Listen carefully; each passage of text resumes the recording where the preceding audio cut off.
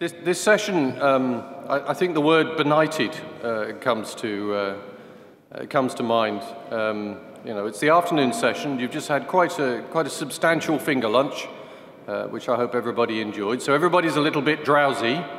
You're going to learn about food loss and waste after having food, which I'm not sure that's. We've been talking about food all morning. Then people had a big lunch, but the challenges don't stop there. And so I'm getting my excuses in early in this session. A number of colleagues, and I, enormously appreciate everybody that's helped out with this theme and the work it's taken to get us to this point. However, life has a way of catching up with one. So I have one colleague who I hope will turn up this afternoon, hot foot from Accra, where he's had personal problems to deal with. We have one speaker who I hope is online, who has been in hospital this week, and we have a panelist who has had a personal tragedy this week. All joking apart, this is actually very serious. So please be understanding if this is a little disjointed. It's because we've been trying to keep the stack of cards in the air minute by minute. Right, now I've got my excuses out of the way. Want to talk about or introduce at least the thematic section this afternoon on food loss and waste, and then to introduce our speakers. So we're going to have two keynote speakers who have very kindly given up their time to enlighten us. We're going to follow this. We'll have some questions, so if you've got any, keep your questions in mind, and we'll have a quick plenary at the end of the keynotes, because I'm sure people want to interrogate the keynote speakers. We then got some very brave PhD students who Delia is going to lead through the process of presenting some of their work at different levels of maturity, as is often the cases with PhDs. So very interesting stuff. Please help them focus on what they're doing and ask some questions at the end.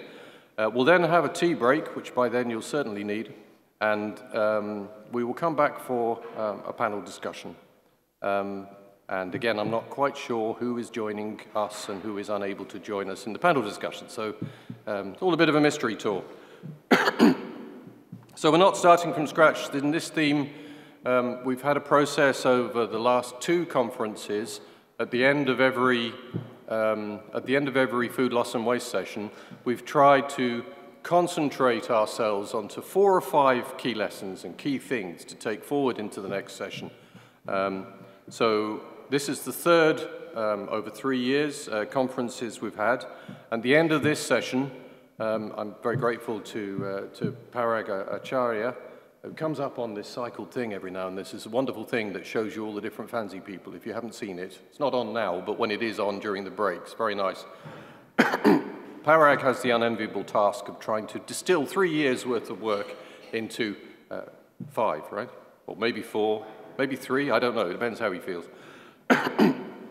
So we'll come to that at the end. So summarizing those kind of key things that came out of the last 2 workshops, we've got 5 points.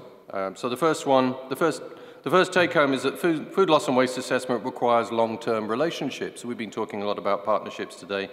Relationships with scientists on the ground, and important links between food loss and waste with food safety. And we've been talking a lot during these 3 conferences about food safety. Complicated and little understood. Integral ideas. Greater granularity is required to improve the food loss and waste data, seasonal factors and farmer support impacts on data acquisition, greater understanding of the environmental impacts of food loss and waste. Data, as we've heard from our speakers this morning, the absence of data means that you can't really do anything, to be honest. Absolutely essential. And food loss and waste is really the Cinderella of food systems, because there's almost no data, or what data we have, we don't really trust very much. It's very poor. Food safety risk perception. So greater knowledge on the risks associated with microbial chemical contamination, nutritional losses of stored, processed, repurposed, prepared food products. Again, it's a big gap in the knowledge. It's you know, across the many different cultures and the different areas that we're working in. We don't really have anything that you could describe as properly comprehensive in this space. Improved policies, training, capacity building, and new technologies are essential for food loss and waste, but it's very difficult to reach large numbers of people. As we've heard before with food systems, changing behavior is extraordinarily hard, particularly when you're fighting all of the other influences that are going on in people's lives. And then the last one we got from the last workshop was regulation, auditing, and certification systems can improve consumer confidence. There's a lot of talk in this space about auditing and certification in food safety and reduced food wastage. But that's still somewhat unmeasured and, like all of these things, something of a contested space. So today we're going to try, through the various bits and pieces, to address, or I've asked some of the speakers and some of the panelists to address these questions to a lesser or greater degree. The role of capacity building, moving forward, what have we learned and what do we need to do? The importance of aligning socioeconomic and technical aspects of food loss and waste reduction. The centrality of influencing policy. Narrowing of the perception and understanding of food loss and waste between global north and global south. It's somehow a different experience, but these things seem to be converging. The importance of considering different levels of perishability. I'm hoping that Jane will be able to join us during the panel, but Jane was going to look at the perishable commodities. In this field, we tend to divide things between those things that spoil quickly, which are perishables, and those things that spoil slowly, which are durables. That's what that language is about. Well, without further ado, I'm going to introduce the first speaker, having set the scene. So, Brighton Mvumi, where are you, Brighton? There you are. It's very difficult to see people when you're up here because there's all these lights in your eyes, but I'm very glad you haven't run away. So, as part of this kind of narrative of chaos that this session has been, poor Brighton has had a nightmare journey here. Zimbabwe via Rwanda, and an overnight stay, and a cancelled flight, and it's a whole drama. So we're grateful that he's made it in one piece. Brighton's a professor of post-harvest science and technology. I don't think there are very many of these in the world, Brighton. I think you're quite, this is an unusual professorial title. At the University of Zimbabwe. He has over 30 years' experience of working on the nexus of agriculture, environment, and food systems in sub-Saharan Africa. With the first 10 years working in the Ministry of Agriculture of Zimbabwe, and 23 years current working for the University of Zimbabwe, teaching and conducting research in post-harvest agriculture, agro-processing, food security, pesticides and environment, biopesticides, food loss and waste, agricultural entomology, and entomophagy. Is that right? I don't even know what entomophagy is. Hands up those who know what entomophagy is. I was expecting you all to put your hands up there. So Ben's an idiot, he doesn't know what entomophagy is. I'm hoping you're going to explain this to me anyway. His PhD focused on grain storage, ecology, and pest management using environmentally benign methods. He's provided strategic, technical, and scientific inputs and into R&D programs, including the DFID, remember DFID Crop Post-Harvest Program, the African Post-Harvest Loss Information System, AFLIS. If you haven't heard of AFLIS, please look it up. The FAO Post-Harvest Loss Assessment Methodology, the Post-Harvest Nutrition Loss Assessment Methodology, the African Union Biannual Reporting System, and other food loss reduction programs, sub-Saharan Africa. His current research focuses on developing effective and sustainable technologies for food post-harvest handling and loss reduction, management of agricultural pests, and understanding the effects of climate change and variability on smallholder farmers and their response.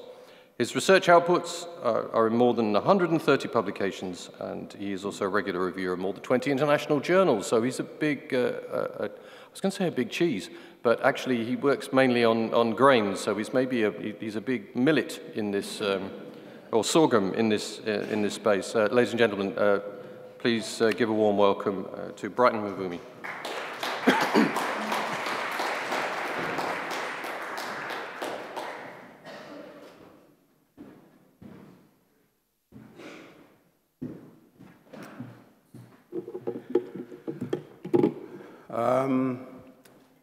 Good afternoon, ladies and gentlemen. Are you there?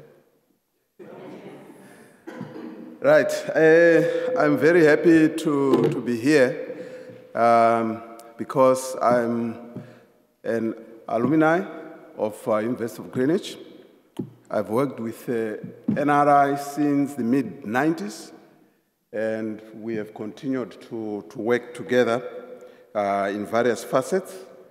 So I'm going to look at the durables, like he was explaining. These more like the staples, especially in sub-Saharan Africa. And I want to look at what are some of the emerging trends, what are some of the challenges and opportunities that we come across there.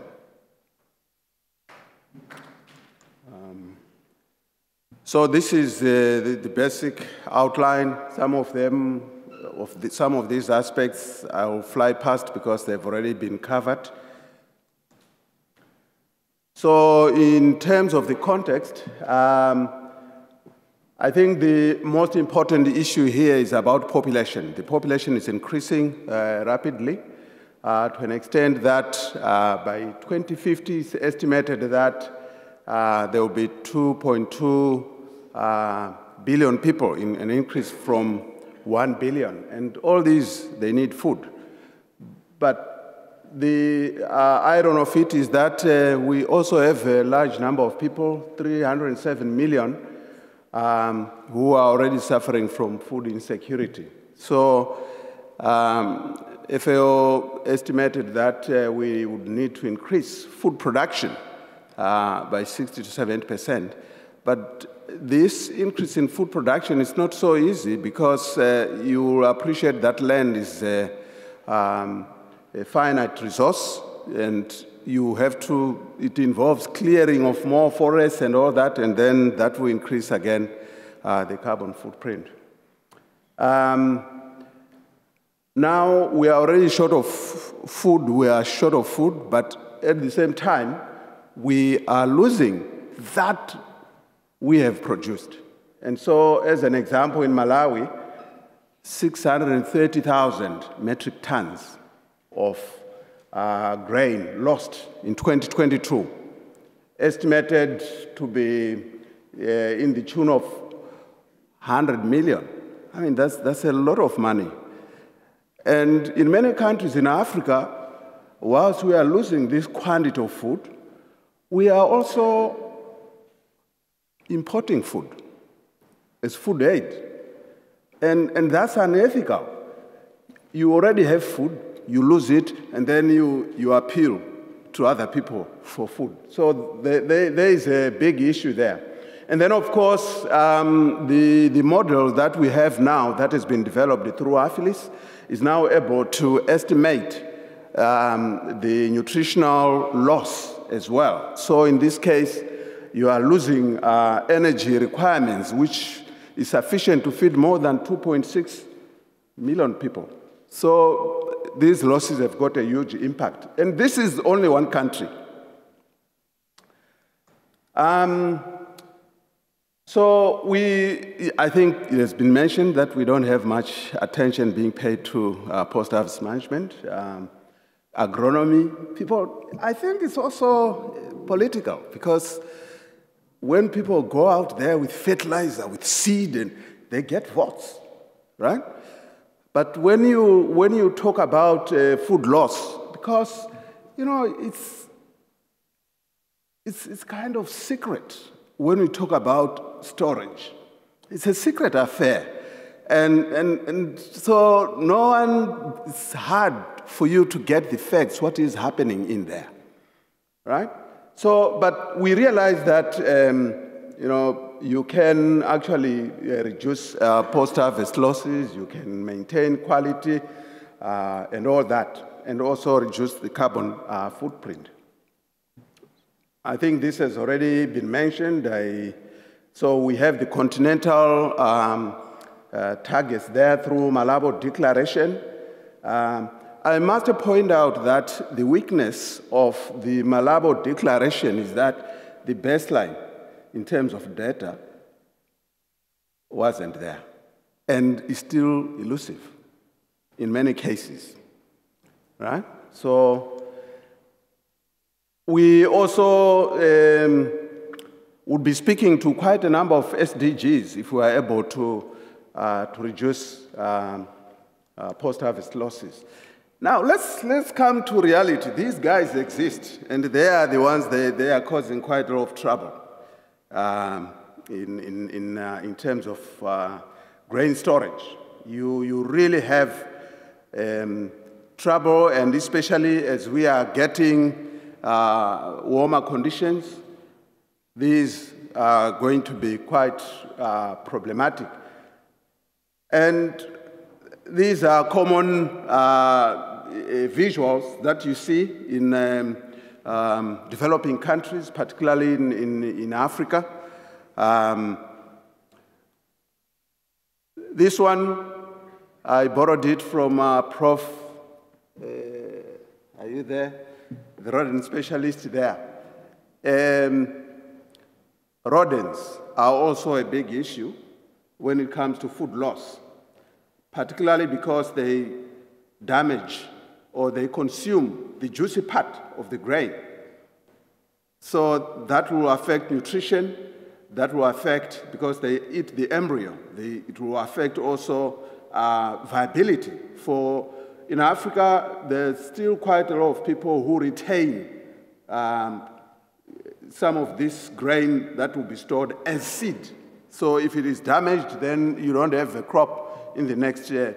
I also want to particularly highlight this pest called the larger grain borer. It pulverizes grain, and you end up with powder. It also damages timber, because most of these structures, they are timber-based.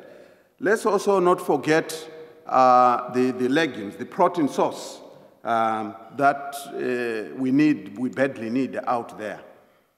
And we also talk about, mycotoxins, apart from the discoloration of the grain, and that can affect humans and also our livestock. It affects productivity, milk, and even growth, reproduction, and so forth, apart from even affecting the mental development of our children. But we also have these practices where a lot of work is happening. For this one, it's fortunate there is a tarpaulin, but in many cases, you have grain directly on the ground. So we also realize that when you look at the post-harvest system, it appears that during the field stage, that's where most of the problems are happening. Unfortunately, we also don't have very good data here. We don't have many publications, in that most publications are there because it's easier to measure, it's easier to control. So we need a lot of data for all these other stages. But probably here, I would also want to highlight that you can see we have fungi there. We also have fungi there. So there is a lot of mycotoxin risks throughout. And the danger with mycotoxins is that once contaminated, it's very difficult to get rid of it. It's carried over through all those stages. So yeah, just some flags, red flags, which hinder post-harvest loss reduction. We are talking about solutions that are not sustainable. You know, people just bring in something and they disappear, and next thing you don't find anyone carrying on with it. Lack of policy support, I'll elaborate on this. Lack of private sector engagement. People want to make money, but if communities are not organized, they don't come. Then the capital development, human capital, the training, limited equipment manufacturing. You find we have to import even the most basic equipment. And many a time, you find that the equipment is of poor quality. And we don't have institutions to test and standardize this equipment and even reject and say, no, you can't bring this kind of equipment, right? Affordability and accessibility, big problems. Macroeconomic environment, also sometimes the economic policies, they damage, you know, people's enthusiasm. Right now, for example, in Zimbabwe, prices of food have just shot up because of new tax regime. But also, on the other hand, I think it must be Ghana. Ghana, they've cut back taxes drastically. And I think it's good. It's going to be quite good for many people there. So conflict, I'm sure it's straightforward. We also have even this, we were relying on Russia, Ukraine for wheat supplies, but now it's hard. Lack of reliable and credible data, yeah, those are some of the problems. So there are also these disruptors. I'm sure that those are straightforward. We've had quite a lot of natural disasters in the region, Southern Africa in particular, and also further up in Sudan, cyclones, floods, and so on. And these, they disrupt, you know, stored food. They also disrupt the supply. So, yeah, I think COVID has been mentioned before. How can we enhance technology adoption? These are some of the ideas, the importance of stakeholder engagement, participatory action research. In a recent review that we did with Tanya, it was realized that most of the studies that are done don't involve the end users of these technologies, and that's problematic. Yeah? Most of them laboratory, on station, and at the end of the day, people don't take up those technologies. Private sector involvement, I think we've already mentioned. We need people who can then spread the technology and make money out of these technologies. Technical advice from extension mainly, credit and flexibility in repayment terms. This is a big issue. I think it was mentioned that the banks don't seem to be on board. It was mentioned earlier on, and it's problematic. Gender considerations. You find men, they go away and leave all the workload to women, doing all the harvesting and the cleaning of the grain, and even the storage, the treatment, and so forth. Cost effectiveness, yes. So these are some of the technologies that are available. Many of these, they do work. The hermetic bags and these metal containers, yes, they work. The metal silos. Pesticides, synthetic pesticides, they do work, but they have problems. You use it a couple of years, resistance develops. And also, when they fail, farmers apply more, and that is a health risk. So we do have other technologies that have been tested, and in Zimbabwe particularly, we've tested this, the cocoons. And they worked very well. Even where there are rodents, they did work, but the challenge is actually the cost. So in this particular case, you know, communities pulled together their grain, 5 metric tons, and when during the lean season, then they get it back. But, you know, there are lots of suspicion with grain storage, especially people want to see and sleep with their grain. That's how it works. Now, the other challenge, fumigants. They are being abused. They work very well, clean out any infestation, but we've had mortalities of children, because what happens when you have shortage of space? You also have children sleeping in the same place with these bags. And whilst it's not by regulation, they are not supposed to be sold to smallholder farmers because they don't have the training, the facilities are not good. These are gases, right? When they decompose, they release a toxic gas, phosphine. So it's not supposed to be, but it's there in the streets. Climate change is also kicking in. We are seeing more and more pests becoming problematic, mainly because the cycles are becoming shorter, the reproduction is higher. We also see places where pests were not prevalent. So, like someone said, the north and south, we are coming closer together. As the north is becoming warmer, these pests, they are also moving up there. And so even the mycotoxin threats, they are coming. So we need each other more and work together. So this is a bit of work that we did just to show you that some of these synthetic pesticides, they don't necessarily work. So you see some of these pesticides here. You see they are more or less similar to untreated grain in terms of infestation. But we are also seeing some pests becoming problematic, these tribolium species, right? So we need to watch out because this is a very hot area. And I know that in some countries, like the US, I think they were using heat treatment to try and control these pests, especially one of them is tribolium and the other one is rhizopetha. But if they are heat tolerant, then that's a big problem.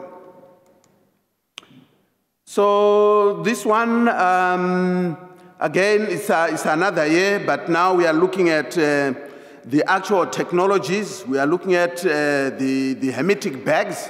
So the hermetic bags, there's evidence that they work here.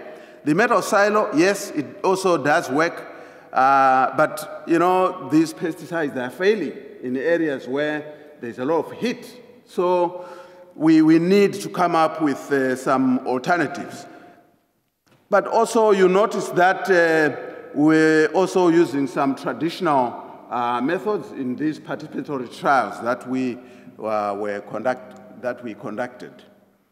I will skip that just to show you the temperatures in some of the areas like the Mbire in Zimbabwe that we talked about. You see the temperatures are quite high, more than 30 degrees. At some point, we recorded 42 degrees Celsius. And, you know, the pesticides being chemicals, they break down.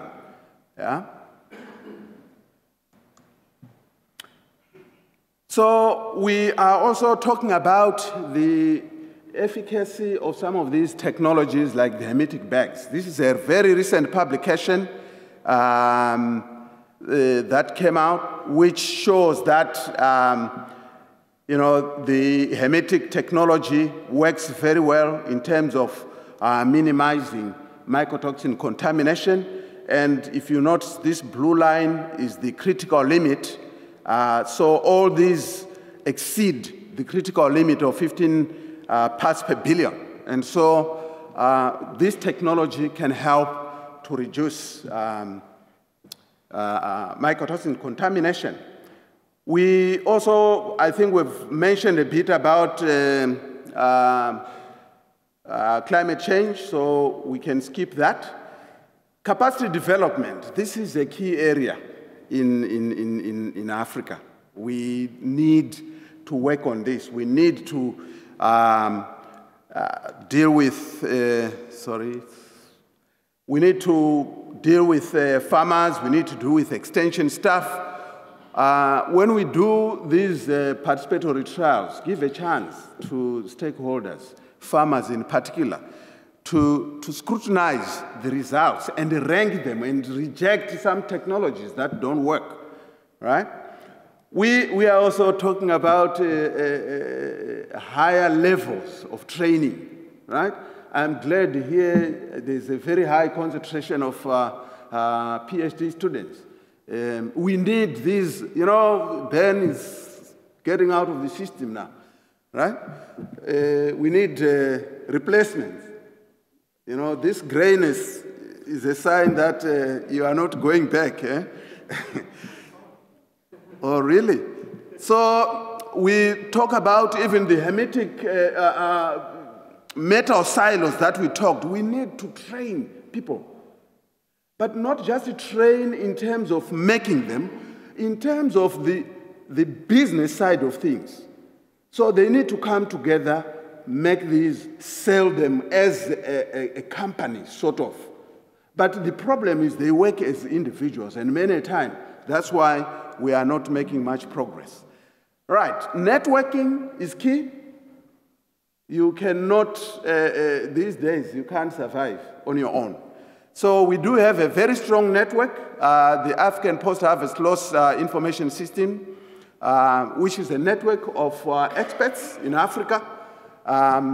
Recently, last year, we met, and there were lots of outputs. People have got things, there's a work happening out there. But if you don't call people together, synthesize the stuff, and make people, we helped them to package that info, get messages out of all this. So you realize that there was a huge repository. If you go on the, I don't know, is it now there, Tanya, where you can actually access all this material from the network members. We had a very rare time of getting people's hands dirty in measuring the losses, going out there in the hot sun, in the field, measuring maize losses, groundnut losses, these peanuts. We also measured losses in sweet potatoes. So that's when people realize that when data comes out in the papers, it's not easy. For you to measure, that's where the big end is still a big challenge, to train people to measure objectively losses. And not just once. Here we just did it for 1 day. You have to periodically measure it, and throughout one season, another season, and another season, right? Different contexts. So at a higher level, AU does these biennial review reports where there are particular indicators. We are tracking, how countries are performing in terms of measuring post-harvest losses. We have problems there. You see, out of the 55 countries, very small numbers, very few countries are actually on track in terms of measuring post-harvest or reporting on post-harvest loss indicators. Many countries didn't submit data, you see. This is where we are saying the expertise is lacking. We need methods, we need to train, we need people to be fully trained in all this, right? So the majority of countries are actually not on track, and yet we are saying 2025, which is now next year. Where are we? We still are, we are far. So look at the performance of various levels against particular indicators. This is not good. When we were at primary school, that's when we started learning that red is failing. So we are not doing well there. We really need, there are too many reds. We need to do something about that. So I'll give you a particular example of policy development that happened in Zimbabwe to try and, because that's where everything begins. If the policymakers don't buy in, you don't get the resources, right? They will just ignore you and it doesn't get widespread adoption. So there was an inception meeting to make sure that we are all on the same understanding on what needs to be done, what needs to be achieved. And then there was a national stakeholder consultative process. And then we went on to the provinces where the action is, consult them. And then we, at the same time, the feedback was presented in Zambia to the affiliate members so that they could see what is happening and how it was done. And then a small team came together. I was part of it. We sat down and wrote the strategy. And that has since been submitted to the ministry and it's going to be launched. They were starting with a food security transformation process, a bigger document, so they wanted also now to bring in this post-harvest loss management strategy as a contributory factor. I'll pull out one of the objectives that was highlighted in that strategy, and this one was meant to deal with communication and awareness-raising issues. And there were 3 areas that were identified. The extension services, that we really need to build capacity there and also use digital technology to come in there. Awareness campaigns, road shows, and engage champions of change, right? And then the education campaigns, we need this in the curricula right from primary level. They should start recognizing what a weevil looks like and the damage that is caused. And then, of course, we go all the way to the tertiary level. So looking into the future, we do realize that Africa is dominated by the youths at the moment, and that should provide fertile ground for actually using or exploiting the digital technology. We also want to look at, the role of social media. And can we bring in the farmers? They can, in some areas where there's good network, they can access information on the internet on their own. They can, but I must hasten to add that Africa is the most expensive in terms of data compared to Latin America, compared to Asia Pacific. We have, I don't know what's going on. It's very expensive data. So that's why even in conferences, that's why some people from Africa fail to participate in virtual conferences because of this cost. If they are not supported, in most cases, their institutions, they don't support them at all. We need more cross-regional collaboration. We need, someone earlier did mention issues to do with energy. Can we have sustainable energy systems for drying and for processing? Otherwise, if we keep using diesel and all that, we also increase, the carbon footprint. Policies and strategies, I think we've already highlighted that. Can we incentivize, interventions, particularly rewarding companies that invest in environmentally friendly technologies? Documentation of post-harvest losses, post-harvest systems, post-harvest issues at various levels. The training materials, we need to update them. Are they current and are they available? Many a time, these materials, they are printed and they go out of print. It's finished and nothing, right? So how can we sustain that? The database that has been created by Aphilis, this needs to be continuously fertilized. You know, the data, as more research is coming out, we need to continuously feed in there and update it. And how best can we incorporate post-harvest losses and such issues into the curriculum? Field losses, we have already talked about where the losses are happening most. What needs to be done? Because that's where the contamination starts. You delay harvesting, rain comes, and you are done. The quality of wheat is gone. We also, so can we have small machines to help with the harvesting?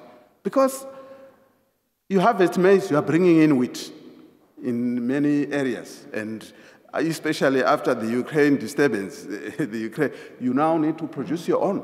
So countries are being forced to, but we need to support with appropriate technologies. We need more data analytics in terms of determining predictability and validation of a number of aspects.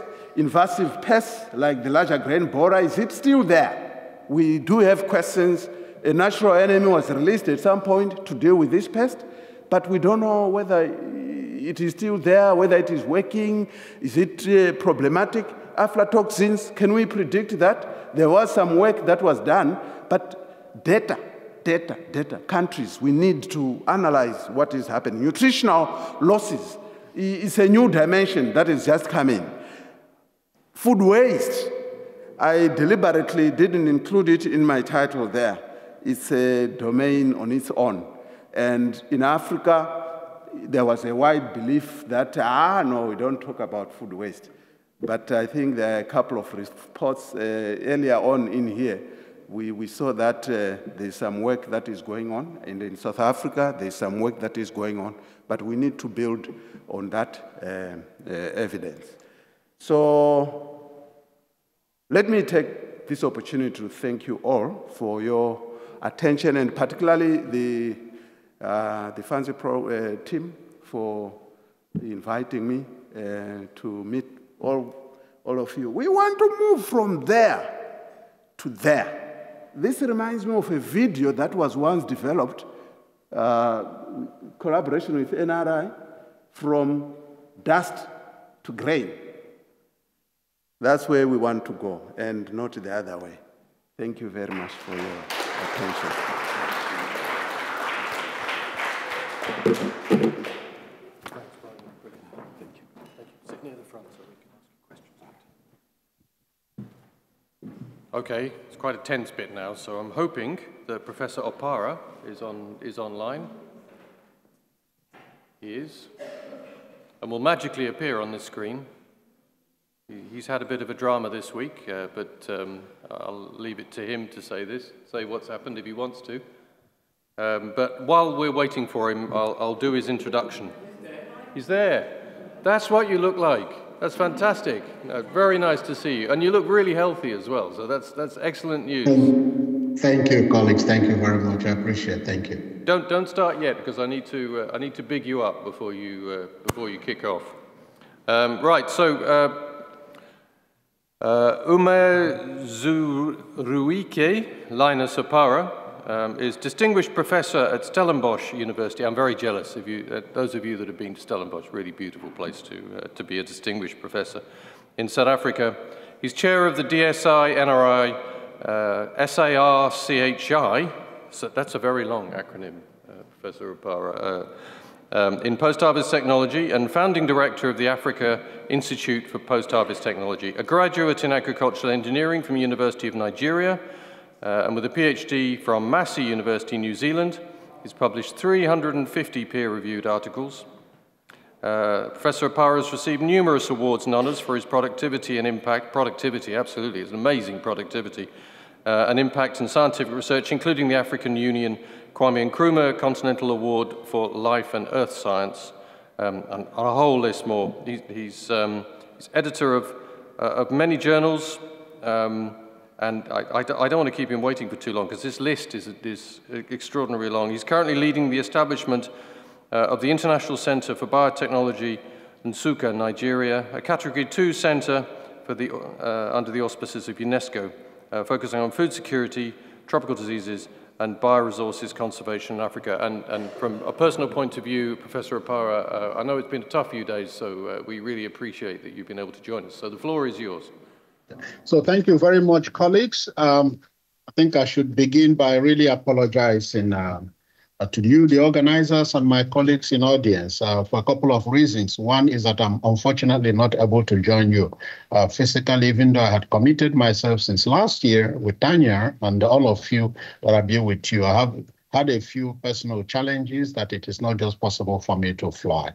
And you can also see that the background and the slide design of my slides is different because, you know, it's just only since last night that I've been able to sit properly, and so I was not able to use the template. So I hope you can forgive me for not following the rules. It was not intentional. So I want to thank you because what you're discussing this week is very, very important. It's very, very much at the heart of the key challenges facing the agricultural and food systems on the African continent. So I'm very, very glad to be associated with what your mandate and what you're trying to do. It is also in line with some of the approaches that we've been trying to follow as a researcher and academic in trying to make our own little impact. First of all, in generating some knowledge that will help us begin to do something, what I mean, take action to solve the problem. But more importantly for us is also to contribute to building the capacity that is required to address this complex problem of food security, food and nutrition security, post-harvest losses, and food waste. Those of us that work in this space, we know that it's a very complex problem, but we believe that every little contribution is very, very important in coming to a solution. My brother and colleague who spoke earlier before me, Brighton, talked about, too many red spots on one of the graphs. And that is the challenge we have on the African continent. So we have so many flashpoints that come together to create this monster of lack of development across the communities, but also making food and nutrition insecurity a consistently appearing problem on our agenda. And I think it's important that we come together with our friends and colleagues and start to work together. So what I'm going to share with you in the next few minutes that I have is just to give you some overview about what I consider to be my viewpoint or vision or aspirations about agriculture and food system transformation, and then give you some specific examples of what researchers, academic institutions like Stellenbosch University, like the University of Greenwich, and of course the Natural Resources Institute can do in addition to other factors that are beyond our control.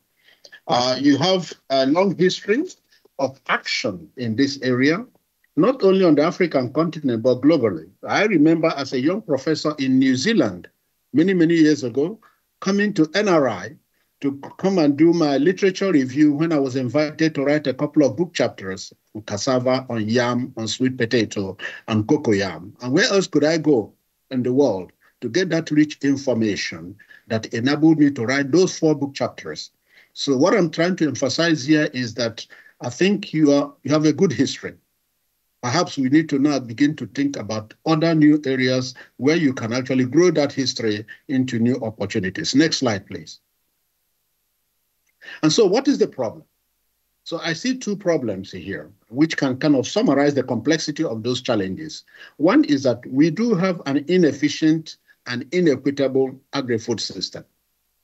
And this is what can contribute to losses, to waste, to lack of market access, to low productivity, to low yield, and so on and so forth. So I summarize them with those keywords. We have inefficient and inequitable food systems. But in order to address this problem, we need capacity. And then we have this challenge of inadequate capacity. And what does capacity mean? It, first of all, has to be about people. People who have the knowledge, people who have the information, or who have access to that information. But it also has to be about our institutions in which we work and live, our universities, and the Ministry of Agriculture. research institutes, marketing organizations, our churches, our schools. We need institutions that work together, our regulatory bodies. But we also need infrastructure capacity. My brother talked about power supply, access to data. So we also need infrastructure. We need good roads, not only in the big cities, but in the agricultural production areas. But not only in the agricultural production areas, in the processing and handling areas. So that if we have surplus production in Kinshasa, and there is limited food availability in Nairobi, the food can be moved to area of greater demand, not only intra-Africa, but also with the rest of the world.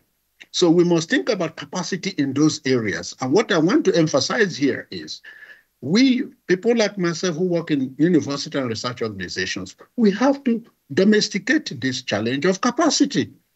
Of course, we don't build roads as a university or as a professor, but we can develop human capacity who can be thought leaders, who can be action people on the ground, who can become business women and men, who can actually begin to practicalize the type of future that we want. So capacity is important. If we cannot develop the capacity to address these inefficiencies and inequitable food systems, then we have underdevelopment. There's nothing more about it. But if we want to address this issue of underdevelopment, I believe there are three critical issues, which have been nicely summarized in some of your communications prior to this conference. We need to be able to align our development goals and aspirations to the type of future we want, including our food system. We have to think about the policies and regulations that can influence the type of future we want, and so on and so forth. So these are important areas that we need to begin to understand, even teach and learn in our institutions, so that the technical component may not be sufficient to bring the transformation we want, to bring the reduction of food losses and waste. We need to be able to understand all that, what I may call external factors that are not necessarily technical. Next slide, please. And so, again, too many red spots. That is the problem. So how do we transform this part of the world, the hotspots? It's not just about food and nutrition insecurity. It is about the Human Development Index. It is about power supply. It's about that access to information, and so on and so forth. It's about non-communicable diseases and communicable diseases. This is the environment in which agriculture and food systems operate. And so we need to begin to ask ourselves, what can we do on a practical level in our own little domain to begin to change this type of map? Next slide, please. And so when we say inefficient agri-food systems, on a practical level, what does that mean? We know there are two components of agricultural food system, broadly speaking. We have the pre-harvest, what we call the production side, and of course we have the broad post-harvest side. On the production side, we know that yields are very, very low, particularly on the African continent, very little value addition. Trade is very, very limited. The average trade, intra-African trade, is still less than 16%, compared with 30-something% in other parts of the world. Of course, we hear about after the African Free Trade Agreement, and we are hoping that this will bring a new era in intra-African trade. But that is not going to happen if we don't develop the post-harvest system for detecting and treating and removing those pests in our crop, for enhancing or maintaining the quality of the commodities, for adding value to create new products and perhaps new services from agricultural products, for reducing the incidence of losses and waste. This is what we are talking about in efficient agricultural food system. Of course, we can look at the statistics as I've just summarized here in terms of the yield of crops that feed Africa. You can see significantly lower.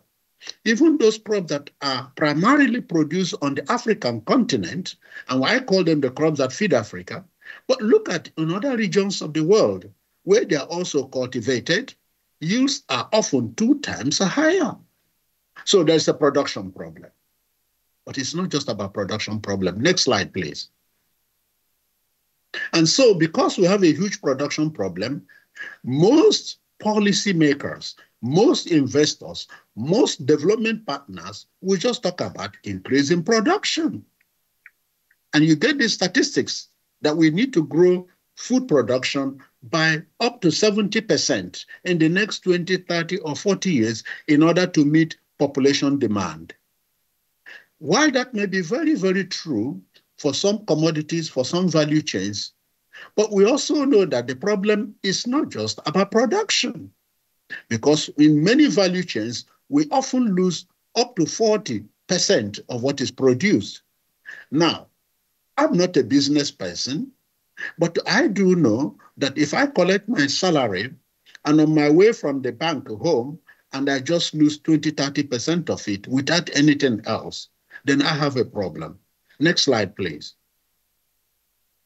So food loss and waste is a real problem. We have all the statistics out there. I'm not going to repeat them.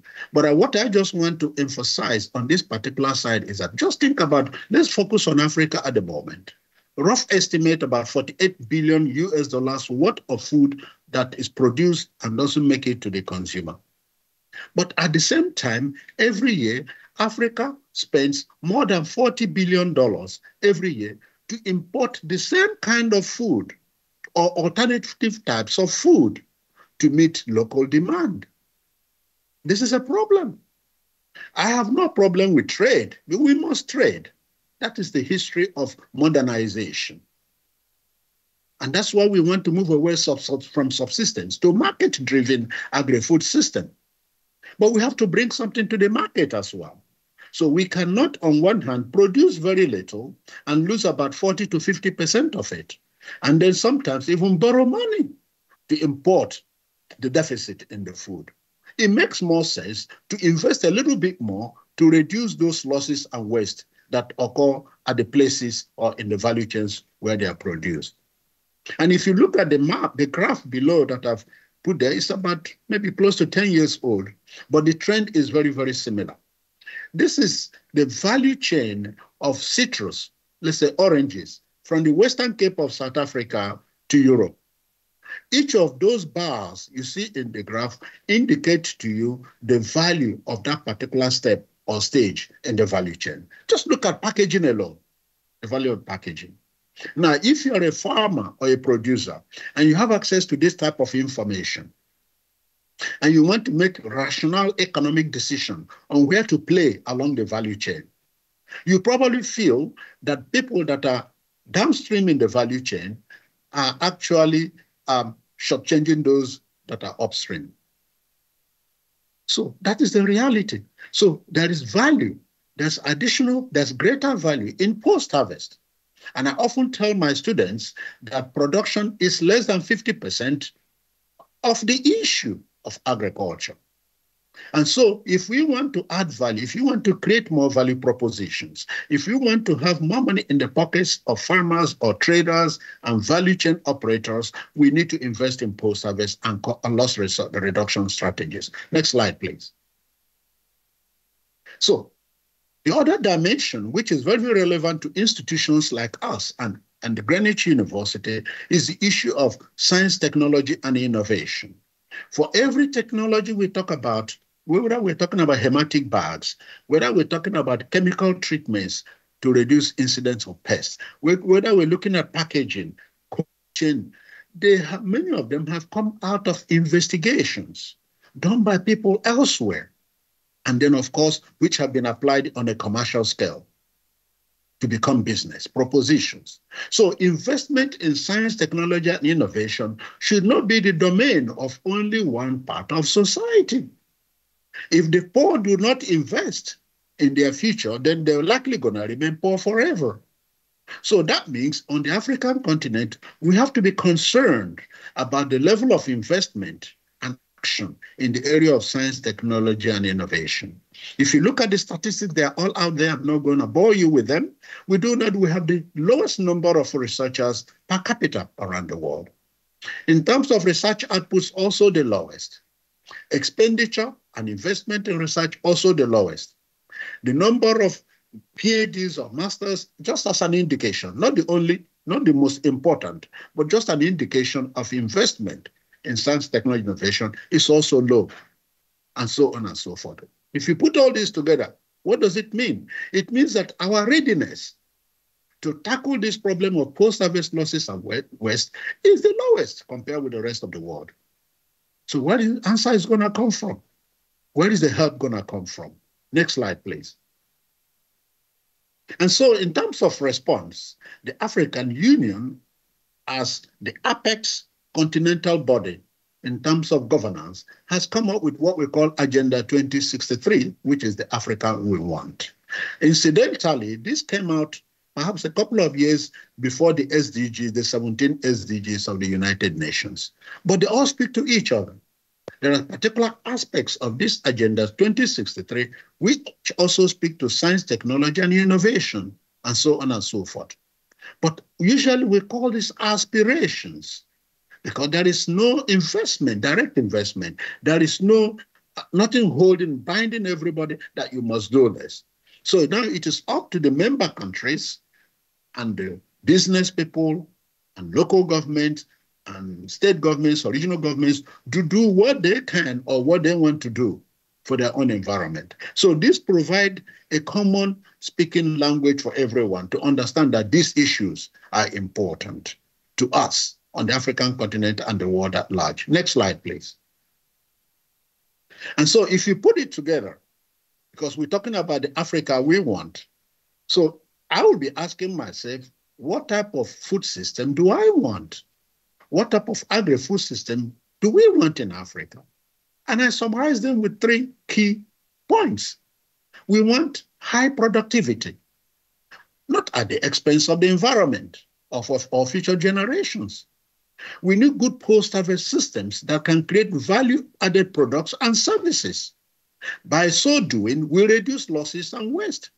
By so doing, we can link production to markets. And if we get the economic benefits of doing all these things, then we have a better world. We have a better Africa. We have a better Europe. We have a better every other thing. By so doing, also looking after our profits, the people, and the planet. So this is the ideal. This is what we want, but we need to operationalize it. Next slide, please. And so, from my own perspective, in the work that we do, especially under the South African Research Chair and other similar capacity building and research and innovation endeavors that we get involved in the African continent, this is what I see as the framework for what we do. We must not just focus on doing good quality research on a particular technical problem and think that by providing the solution that is sufficient. What we are trying now to say is that we need to consider agriculture and food system as part of the wider economy. And that's why I come up with this idea of iMilk.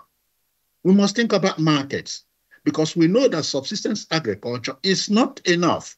It will not be able to drive the widespread rural development that we want on the African continent, where agriculture is still the mainstay of the people. We need to think about infrastructure. And now when we talk about infrastructure, it is not just about agriculture and food system specific infrastructure. We need to think about economy-wide infrastructure, which agriculture and food can leverage to improve. For example, the issue of rural roads or roads in particular, or power supply and data are not specific to agriculture. Agriculture must operate in that domain. So we need to find a way to engage with the governments, investors, and policymakers to make agriculture and food systems part of the bigger issues, other bigger issues that they also address. And of course, the technical know-how, which is where we come in terms of generation of new knowledge, application of existing knowledge, testing of existing knowledge, communication of existing knowledge, and so on and so forth. That's what we do. That's what we should be doing. But at the bottom of everything here is what I call leadership, especially thought leadership. If you want to develop a research program to make impact, somebody must envision what is possible. If you want to create an institution, whether it's a university or research center, to address particular problems for impact, people must be able to envision what is possible. and be able to make those financial allocations and so on and so forth. And at the center, I call it institutions. We cannot succeed by operating in isolation from each other, of each of these components that I've talked about. This development should not just about personal. It's not about Linus Umezurike being a researcher, publishing papers, and then when I drop dead, then the whole system collapses. It shouldn't be. So we must also invest in our institutions so that we can institutionalize our processes, the knowledge we create, infrastructure, and so on and so forth. If we can do that in a coherent manner, in a slightly coordinated manner, through partnerships and collaboration, we have a better chance. Next slide, please. So I'm going to finish with these few slides here. So what have we done on a practical level at the South African researcher in post-harvest technology? Our overarching challenge was to build Africa's capacity in those areas that I've talked about, and then look at particular value chains where we can make an impact. So the whole idea is to transform specific value chains. It is not possible to radically transform cocoyam value chain, cassava value chain, yam value chain by one researcher or by one laboratory, by one institution. But we can, each of us in our particular institutions or organizations, focus on some local issues that also resonate with global importance, with regional importance. By so doing, we demonstrate what is possible. And we can now co-learn together through partnership and collaboration. Next slide, please. And so the Sachi chair, we set out that we're not just gonna sit in one corner in Stellenbosch and lick our wounds and complain, but we want to do good quality work that can be benchmarked globally as an international center and research entity. We want to focus on human capacity, our infrastructure, and build our institutional capacity. We want to make sure that any research we do should be such quality that it can contribute to global knowledge, so that our peers and colleagues around the world can also see value proposition in collaborating and partnering with us. We want to work and develop networks, not only in our institutions, but in our region, on the continent, and around the world. And then provide a space where people can have what we call experiential learning. Trust me, I've traveled all the nooks and corners of the continent. This is something that we need most. Many people don't know what is possible. They have never seen what is possible. You will see young people graduate in a food lab or agricultural lab or post-harvest. They have not been able to use what you take for granted at Greenwich, simple devices in the lab. Then how can they begin to know how that can be used in the field to make an impact? So providing opportunity for experiential learning for young people in the labs is so very important to us. Next slide, please. And so how do we do it? So we try to create a cohort of young men and women in the lab from different backgrounds, different cultures, different beliefs, different orientations, where we can mix final year students with postgraduate students, with postdoctoral fellows, with full-time researchers, and create this interdisciplinary and transdisciplinary environment where people with biology background can work with those with mechanical engineering background to address a particular problem along the value chain.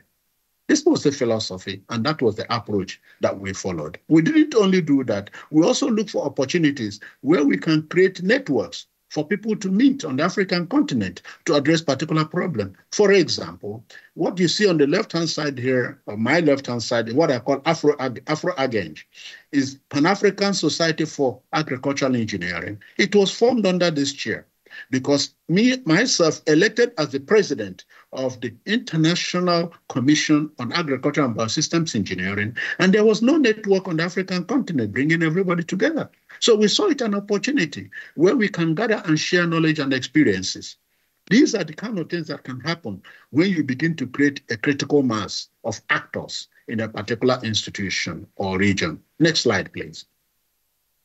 And so this is the kind of team science we talk about here.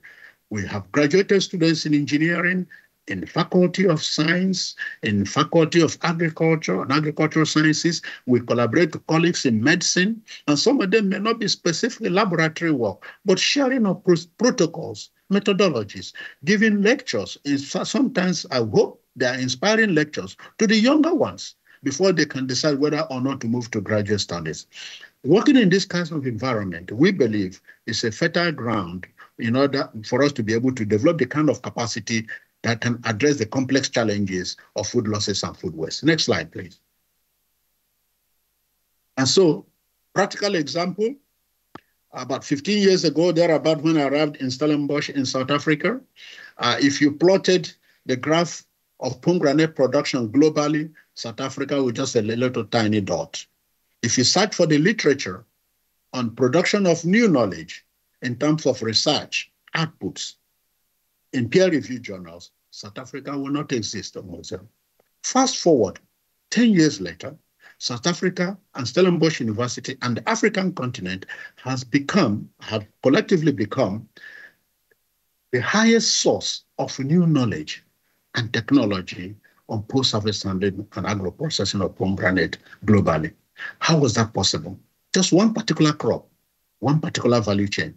How was that possible? Next slide, please. So these are some indications. This is old data, but it has not changed much. Just to show you now, if you go online and search for institutions and individuals who produce leading peer-reviewed quality papers in journals, you see that our university located on the African continent, whereas most pomegranate is produced outside Africa. What is the story here? The story here is that in a short period of time, we're able to build a critical mass of young people, PhDs, masters, postdocs, tackling one particular value chain and trying to make an impact because that information and knowledge was needed by the farmers in South Africa. Next slide, please. But we didn't do it only focusing on South Africa. We used this platform as a place to attract young people from the rest of the continent and build their capacity. So the point I'm making here is that I used to get young people, let's say from Tanzania or Zambia, in partnership with some other institution who will fund their PhDs or masters, come to my lab, and then they will insist that they must work on mangoes in one particular province in Tanzania. And I'll tell them, give me this young man or just young woman, give me or her to me for 3 years. And I'll transform them into good researchers that can work on any type of commodity or value chain. That is the philosophy. And I think that is something that we recommend. Of course, in many cases, you have to work on a particular commodity. That is okay. But we must focus on the fundamentals, on how to do things, so that we are not struck with this idea that it must be this particular commodity otherwise, because we know that the problems do change with time. We also, even food systems do change. Food preferences do change. So we need to create skills that can be transferred across value chains. That is the message in this slide. Next slide, please. Of course, impact also. In one particular program on post-harvest, South African government, which gave us the initial funding, did an independent study to assess the socio-economic, this is the key, socio-economic impact of what we did, what we have done over a short period of time. You can see the numbers there. I don't know how the economists calculate those in terms of potential money that has come into the economy from the research work that was done, but these are the kind of thinking that we can use to convince investors or even the governments to change policy, to influence policy, even legislation, to put more investment in the areas where we have the evidence. Next slide, please. So we believe we are growing Africa's capacity for post-harvest technology research. Back in 2012, we hosted the first international conference on post-harvest technology on the African continent. My colleagues have taken on this and moved it to a continental agenda. Unfortunately, Jane is not able to join us, but people like Jane, Brighton, Olani at University of Johannesburg, and so many others have taken this to the next level. So we need this critical mass of people, and people like myself, should be shifting aside and provide some overall guidance from behind. This is a great opportunity, not only on the African continent, at Greenwich University, because you have the history, but also partnership with us on the African continent to start asking what's next in the area of post-harvest technology. Next slide, please. And so just a typical example, we have most of the problem on the African continent. We produce the least knowledge to address the problem.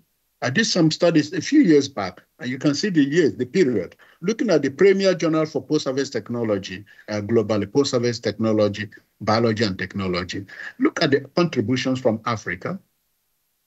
Okay, but if you come within Africa also, Africa is not the same. We have regions, regional differences. We have country differences. You can see South Africa dominates. So the question then is, how do we leverage this kind of opportunities to create partnerships and collaboration so that we can do better and more work? Next slide, please.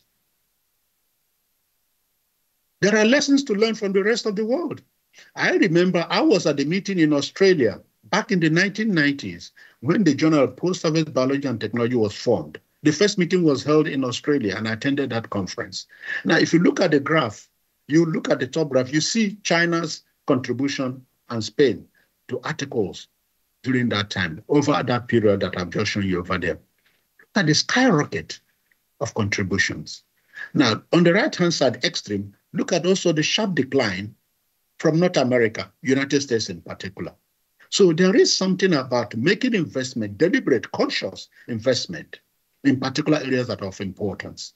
And my friends from Spain do tell me they remember specific programs that the government rolled out that have affected the impact that you see of Spain in the global arena. These are lessons for us to learn, that if we make the right investment, specific value chains on particular problems, and insist and persist on it, it is possible for us to get the right results. Next slide, please.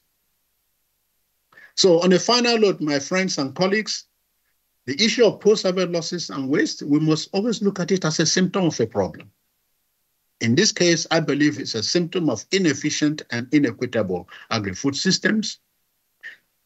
Brighton has already talked about the second bullet point. Historically, we say that don't worry about food waste. People don't have enough to eat. So post-harvest losses is the only problem in Africa. We said no. I've had a couple of students do some work in the university, halls of residence of young people. You'll be amazed the huge level of food losses, food waste that occurs in those places. So now, when we talk about post-harvest losses now, I think my view is that we must combine them and talk about loss and waste at the same time, irrespective of the region. Just as we do about food security, instead of just saying food security, we emphasize nutrition at the same time, said food and nutrition security, so that people can begin to understand the importance of the nexus between agriculture and nutrition. And then finally, I think we need to also think about the way we conduct our activities and research. I think we have too many projects that are scattered in our institutions and in the countries and on the continent. I think we start looking at programs where we can create a critical mass of people and activities. And within those programs, we can have specific activities that we can work on. Our experience shows that if you have a very good program that can last over a decade or more, and then during those periods, you can now have specific programs. You have a greater chance to be focused. You also have a greater chance to make greater impact and leverage on some of those resources and infrastructure that you have put in place. This is a great opportunity. This is a good time to talk about partnership and collaboration. Greenwich has a history. It has laid in the past. Some of us who like reading old literature, when you go into the 1940s and 50s and see the great work that has been reported, and some of the journals called, Natural Tropical Products Journal and so on and so forth, coming from Greenwich University, shows the greatest opportunities we have now to come together and partner and collaborate. I thank you all for this opportunity. I'm sorry I couldn't join you in person, but I'm looking forward to following up on this, and to my colleague and friend Cheryl also with you over there. Thank you very much. Thank you, everyone. Right, thank you very much, Professor Opara. We have chopped our time a little bit, to use a Nigerian phrase. So I'm going to go straight on to the next section. And if people have got burning questions, you can put them in the chat on the meeting, or we can arrange for you to have his email address later. So thank you very much. Under the circumstances, considering it hasn't been particularly good in the last few days, it was very kind of him, and what energy he showed.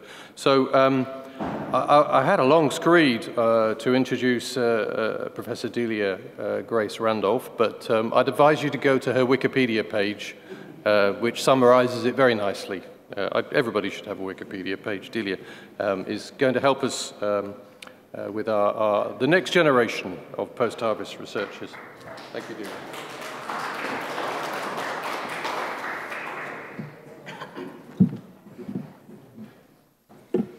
Thank you, and it's a pleasure to be here this afternoon to introduce the next session on the next generation. This afternoon's topic is food loss and waste, but as we've heard many times today, food loss and waste, food and nutrition security, food safety are inextricably entwined. And I'm pleased to say that among our 4 presentations, you will be hearing something about food loss and waste, but something also about these other aspects of the food systems. We have 4 speakers today. 3 of them are with us in the room. By the way, there is steps on that side and a big jump for small people on this side when you're coming on stage.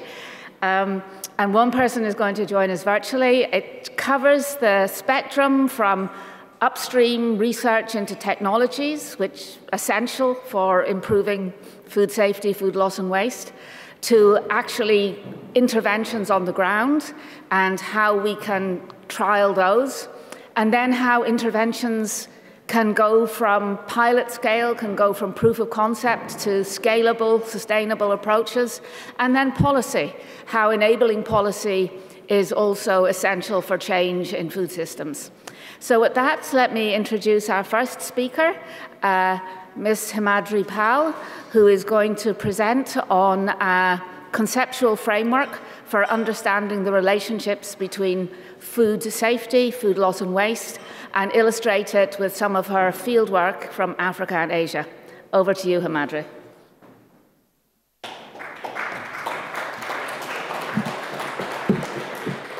Thank you, Delia. Hi, everyone. I'm Himadri. I'm originally from India, and I'm doing my PhD on food safety interventions in low and middle income countries. Today, I'll be talking a bit about the relationship between food safety and food waste, and then presenting some of my results. So we know that food safety is important, but it is also the perception of food safety that poses a lot of challenges. For instance, in the watermelons and other melons, the mosaic virus often causes them to look alienated, and this leads to a lot of wastage and loss through the value chain, and often at the level of consumers. It is very important to understand the difference between a food item that looks safe but is not really safe, or a food item that looks spoiled but is actually safe to consume.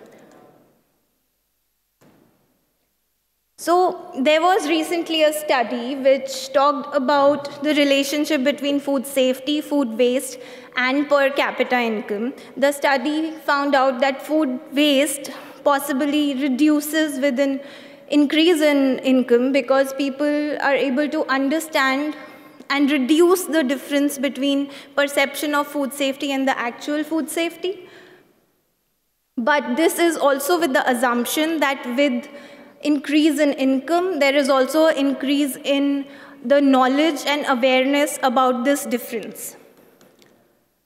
So we know that there is a difference between perception of food safety and actual food safety, which often leads to a lot of food safety issues, and hence food loss and waste, mostly and a lot of times at the consumer level, where the role between food safety perception and actual safety plays a role.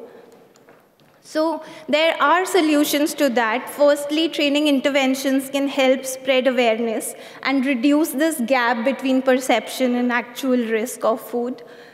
And then even interventions which focus on food safety practices may be able to reduce all types of microbial presence in the foods, including pathogens as well as spoilage microbes, hence potentially reducing food waste. A very good example of this is the WHO 5 Keys poster, where it has been used in a lot of food safety interventions, and a lot of suggestions from this poster may potentially also impact a reduction in food wastage. For instance, suggestions on cleanliness around food preparation, storage temperatures, and reheating of food. In support of this suggestion, there has been a recent study amongst Polish households which says that inappropriate storage conditions are often the cause of the risk of spoilage and wastage of foods. My PhD is on evaluation of food safety interventions, and one of my objectives is a systematic review of training interventions focused on low and middle income countries, and also a review of the training material they've used. So we found out that a large number of interventions had participants educated just up to the primary level, but the readability of their training content was way beyond it, up to grade 10 as per the US education system. And this highlights a gap in the need assessment before conducting trainings, and can also be applied to awareness programs in terms of food loss and waste. On a larger scale, food safety interventions often face challenges. Some pilots are not able to instill food safety. If the pilots are successful, they may not be scalable or sustainable. We have developed a conceptual framework, details of which I can share through my poster. It essentially just highlights the concepts critical for success of a food safety interventions, specific to low and middle income countries where the burden is the most. And I have a poster this evening, and I'm happy to chat more in the area and on the poster. The framework, once validated, hopes to guide future interventions and lead them to a more sustainable and scalable impact. I'm also doing validation studies for the framework through in-depth evaluation of 2 projects. One of these projects is the Eat Safe project in Birnin Kebbi, Nigeria, where we are doing a control before-after evaluation. I am currently planning to collect the end-line data for this study.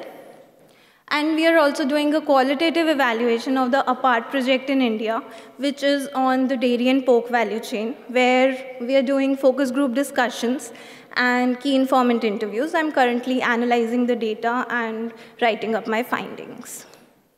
I would like to thank UKRI FaNSI initiative for sponsoring my PhD, and the University of Greenwich and my supervisors for their consistent support. Thank you.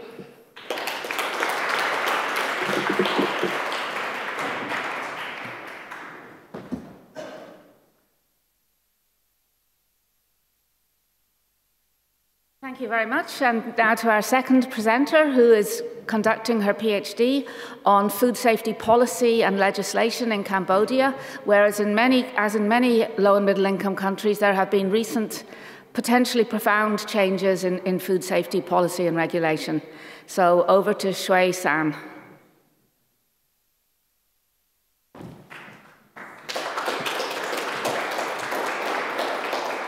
Thank you, Delia.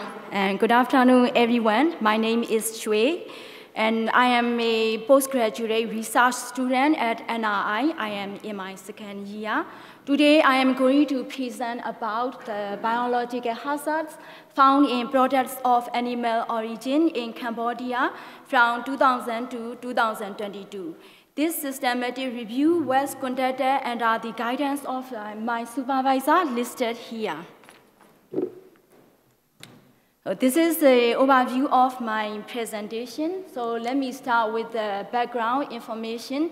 Globally, the burden of foodborne diseases are comparable to that of big 3 infectious diseases. Majority of the burden fall in low-income and middle-income countries, such as Cambodia. So currently, Cambodia does not have sufficient data on etiological agents that cause foodborne diseases. So in 2023, from January to August, according to the report from Ministry of Health, And 17 foodborne outbreaks consist of 361 reported cases and also 18 fatalities are reported. So in Cambodia, the foodborne outbreaks are underreported. Therefore, the actual cases can be much higher than these data. So according to the recent studies, products of animal origins are one of the major reservoirs for many foodborne hazards. So food safety authorities are responsible for monitoring, and therefore they require comprehensive information, particularly the risks of different foodborne hazards. And this is the objectives of my review, and the overall objective is to combine the evidence on biological hazards found in products of animal origin in Cambodia from 2000 to 2022. And the ultimate aim is for identifying the weakness and gaps for the official control system in Cambodia. And specific objectives are also identified. And what are the linkages between food safety and food loss and food waste? And products of animal origin, they are perishable products, so they are prone to spoilage, especially in tropical countries like in Cambodia, where there is no proper cold chain facilities. And in 2022, Cambodia law on food safety entered into force. According to the Article 11 of the law, food business operators are responsible for food recall and also confiscation of the unsafe food. If it is not safe, it is not food. The evidences can be found online, particularly from 2017 to 2022, and several consignments of agricultural products imported from Cambodia to European Union, USA, and Japan were destroyed because of presence of the biological and chemical contaminants. And according to the study, in 2022, Cambodia generates 5 million tons of municipal solid waste, of which 55% are recorded as food waste. So it is a huge amount of waste in Cambodia. So the regulators, they need to identify ways to reduce the food loss and waste. For the systematic review, I followed the PRISMA guidelines updated in 2020. And my protocol was registered to Prospero, which is an electronic platform initiative of the University of York for systematic reviewer to register so that we can avoid overlaps. And this is the flow of the methods. Firstly, I conducted the systematic review, then recorded the relevant findings, analyzed the findings, and finally interpreted the results. And actually, I searched from 3 databases: Google Scholar, Scopus, and PubMed. And this is an inclusion criteria and exclusion criteria. And in the past, Cambodia was like French colony, so French institutions are supporting Cambodia for food safety study and research. So one of my inclusion criteria is studies in English and French.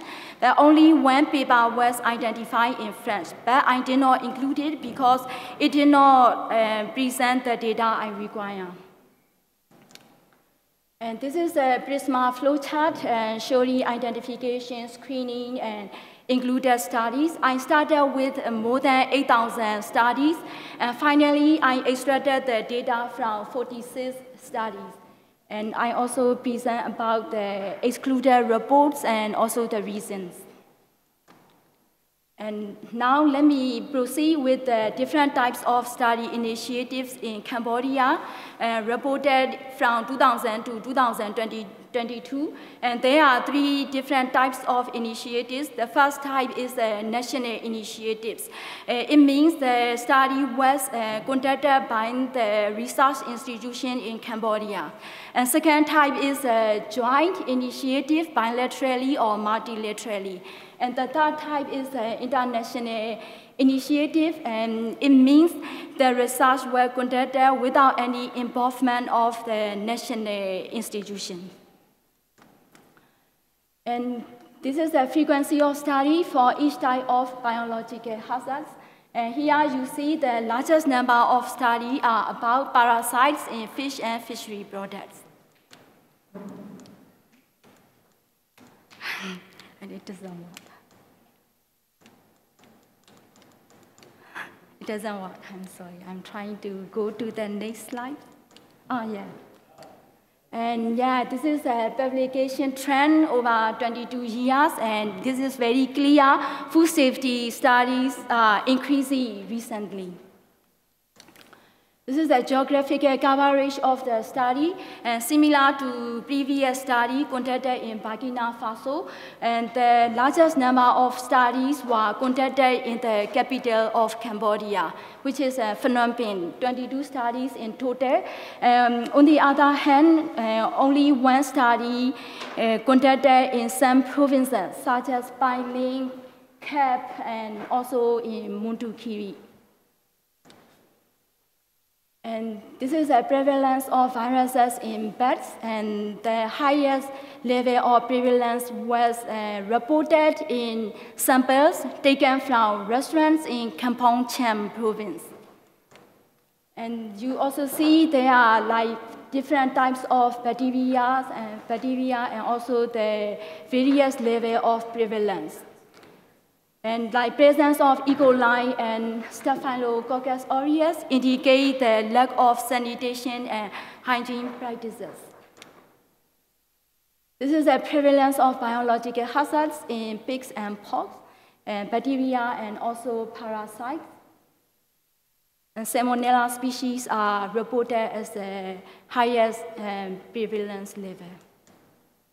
And these are the different types of parasites found in fish and fishery products. According to the one-way analysis of variants, two keys are not significant deaths, and there are significant difference between samples taken from nature, village, and market. And you see samples from the nature had the lowest prevalence. On the other hand, samples from the markets are highest prevalence. This clearly indicates the lack of cold chain for the perishable products. These are another biological hazards, biogenic amines such as histamine, and the mean value exceeded the national limit and quotas limit. Also, biotoxins, especially pufferfish toxins, were reported in fishery products. And let me now conclude. And in Cambodia, the findings are heterogeneous, and majority of the studies are conducted in Phnom Penh, so the number of studies are not proportionate. And they also need the awareness, like training and intervention for hygiene practices and cold chain management, and also the proper packaging. So eventually, these kind of interventions can lead to reducing spoilage bacteria that are contributing to the food loss and waste. And if you need any detailed references or information, I am happy to share with you all. So thank you very much for your attention.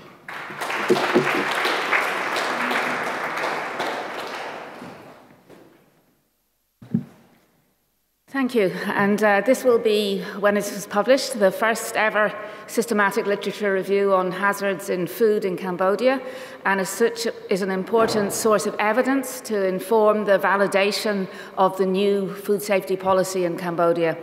But from policy to technology, and our next speaker, Asu Yaji, is going to go upstream to look at some technological interventions which will aimed at reducing food loss and waste in horticulture. Over to you, Asu.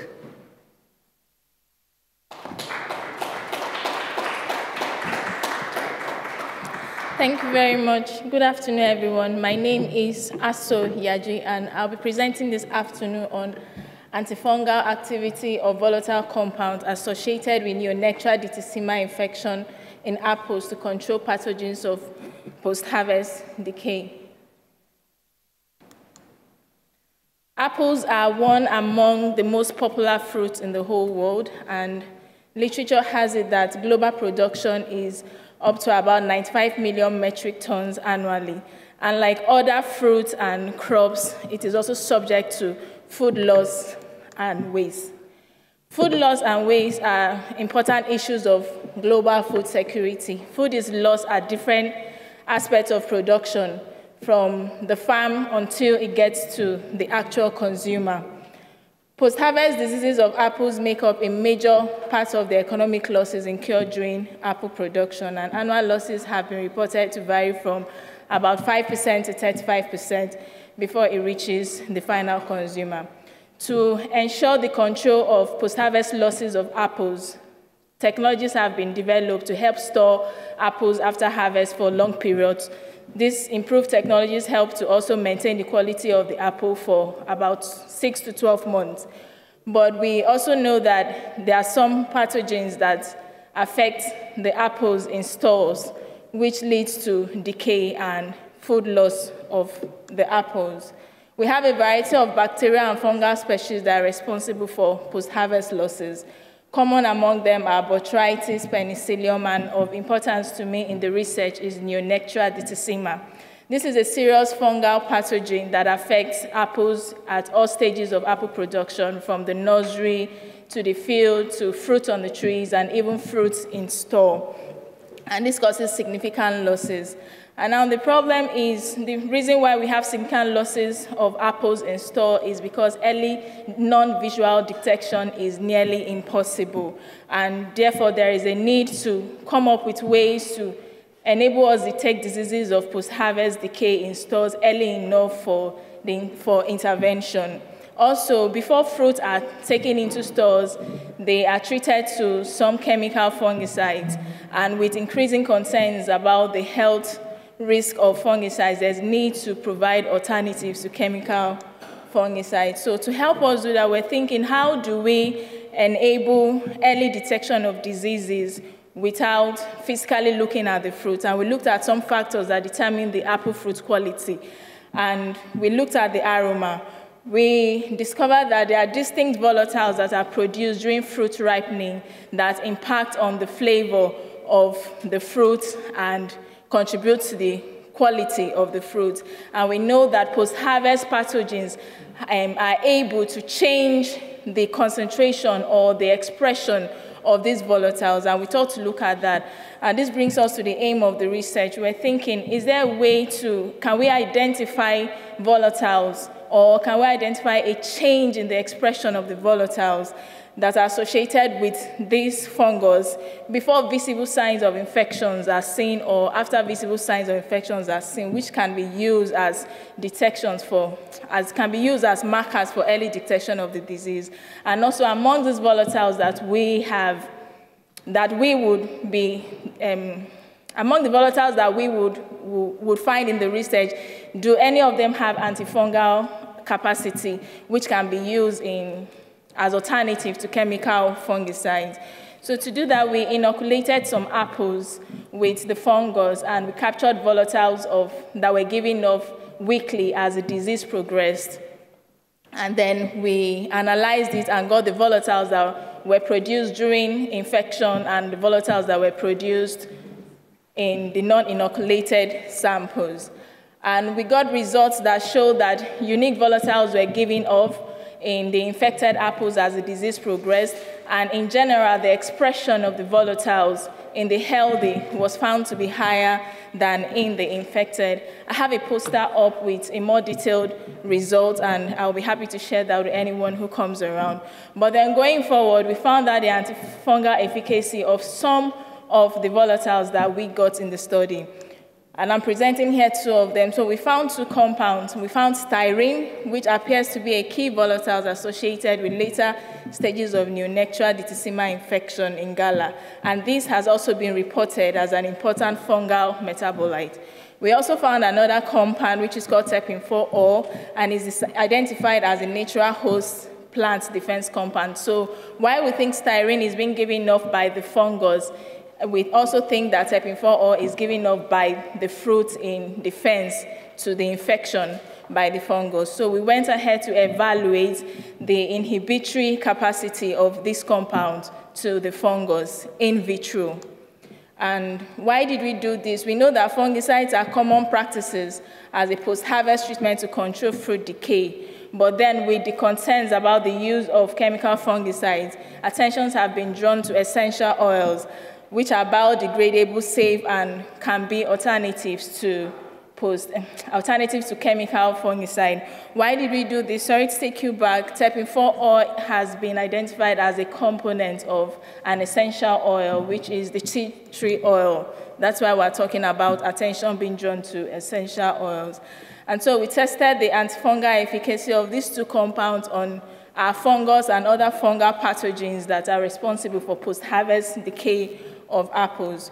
We worked with different concentrations of terpene-4-ol and also different concentrations of styrene.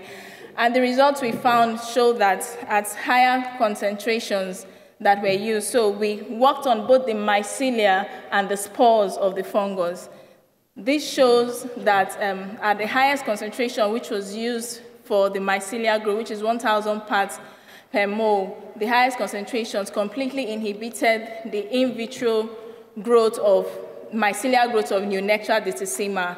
It did the same for monilinear laxa, but it failed to inhibit completely the mycelia growth of diport aries. We also tried different concentrations of terpene-4-ol on the spores of Neonectria ditissima, and we found that certain concentrations, so the same concentrations that were able to inhibit the mycelia growth failed to inhibit the spore growth, but at higher concentrations, the spore growth were also inhibited. And this is a picture. So we also had different concentrations of styrene, and styrene failed to inhibit growth, and this is not surprising because we think it is given up by the fungus, and so you should rather encourage the growth of the fungus. But on the other hand, terpene-4-ol inhibited the growth. So this is the control without terpene-4-ol, and this is where we had the highest concentration, and we can see that the mycelia growth is inhibited. And we went ahead to try styrene on the spores of Neonectria ditissima as well. So in conclusion, we found out that the antifungal activity of terpene-4-ol was more effective on Neonectria ditissima compared to other important apple pathogens. There's also another research that has been published about the use of essential oils, and we also found out that terpene-4-ol in that research failed to inhibit the growth of other fungal pathogens, but we're thinking it is just unique to Neonectria ditissima, which is something that is of interest. We also know that with recent interest in the use of essential oils as possible natural substitute for conventional synthetic fungicides, terpene-4-ol presents numerous positive aspects in control of food loss, such as inhibition of microbial deterioration. However, there are limitations to the use of this. Limitations include the odor. Terpene-4-ol has an odor which may affect the consumer perception, low solubility in water, and high volatility, and possible toxicity at high concentrations, because we can see that it was at higher concentrations that it was able to inhibit the growth.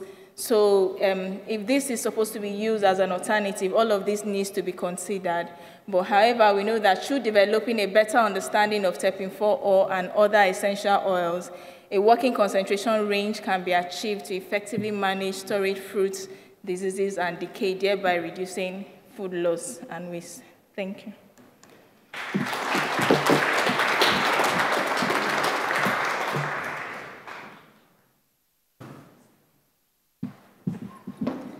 Thank you. And last but not least, we're being joined, I hope, technology permitting, by our final PhD student, Getachew Dinedi from Ethiopia, who's doing his research on a randomized controlled trial on food safety intervention, combining technology, training, and policy among traditional butchers in Addis Ababa. Hello everyone, my name is Getachew. I'm a PhD student at the Natural Resources Institute of the University of Greenwich. My PhD deals with improving food safety in butcher shops in Addis Ababa, Ethiopia, and assessing the impact of the interventions. Coming to the background, foodborne hazards cause more than 200 diseases, which ranges from diarrhea to cancer. Globally, in 2010, an estimate from 31 foodborne parasite hazards showed that they cause 600 million foodborne illnesses, about 420,000 deaths with a loss of 33 million healthy life years, with this burden being higher in African sub-regions.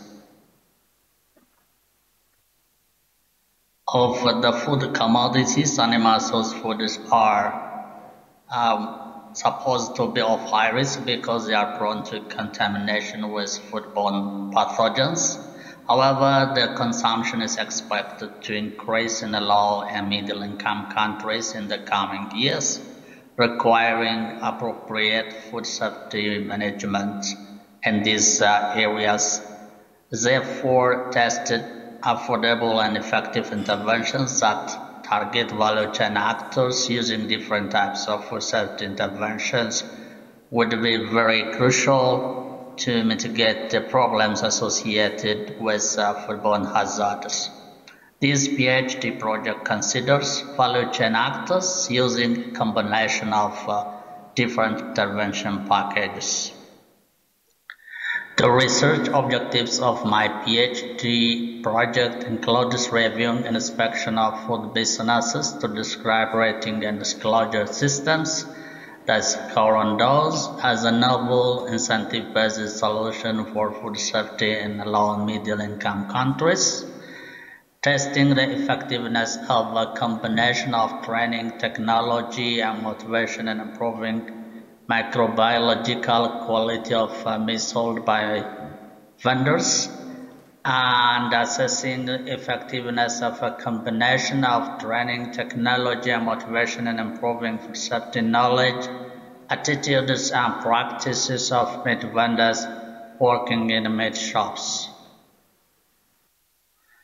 To ensure its effectiveness, the design of this PhD project considers different factors.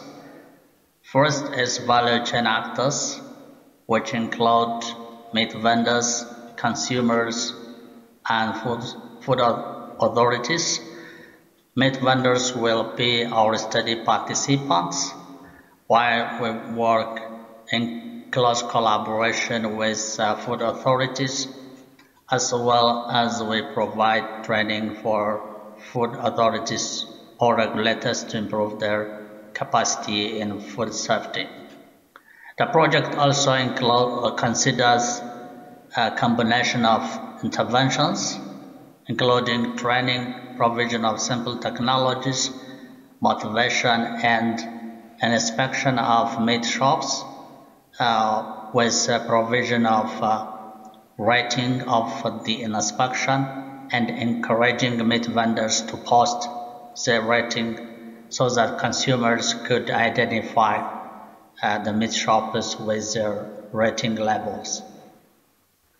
It also considers identification of foodborne illness risk factors, which includes food safety behaviors, that's knowledge, attitude, and practice, meat shop worker hygiene, environmental hygiene, and safe storage of meat. Our interventions consider these elements. For example, these are the components of our training, which we will provide for which we will provide or give to the vendors, and also the simple technologies the components of elements in the inspection checklist all target improving the identified foodborne illness risk factors. This PhD project is a randomized controlled trial with 2 intervention arms and 1 control group. Meat vendors are the study participants of this PhD project. Data will include collection of biological swab samples, water sample, and a cup of meat vendors to measure the effectiveness of this PhD project. My PhD project could contribute to reduction of food loss and waste in different aspects. For example, it improves food business and inspection, in this case, an inspection of meat shops, which helps to create a safe food working environment, and then that will help to reduce contamination, which reduces food spoilage and scar due to this spoilage, as well as it contributes to reduced foodborne disease outbreaks, which prevents further contamination and loss from recall. Also, it improves consumers' informed decision making during eating or purchasing from meat shops, which influence meat vendors to improve their hygiene, and that will help to reduce contamination, and that would help to reduce spoilage and food discard due to spoilage, as well as it will reduce foodborne disease outbreaks, which prevents further contamination and loss from recall.